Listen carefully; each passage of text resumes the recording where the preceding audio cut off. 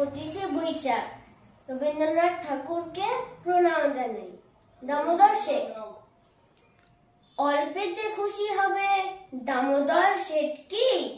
মুরগির মোয়া চাই, চাই ভাজা ভেটকি, আনবে কটকি জুতো, মটকিতে ঘি এনো, জলপাইগুড়ি থেকে এনো কই জিওনো, চাঁদনিতে পাওয়া যাবে বোয়ালের পেটকি, চিনে বাজারের থেকে এনো তো গরম চা, কাকড়ার ডিম চাই, চাই যে গরম চা, না হয় খরচা হবে, মাথা হবে হেটকি।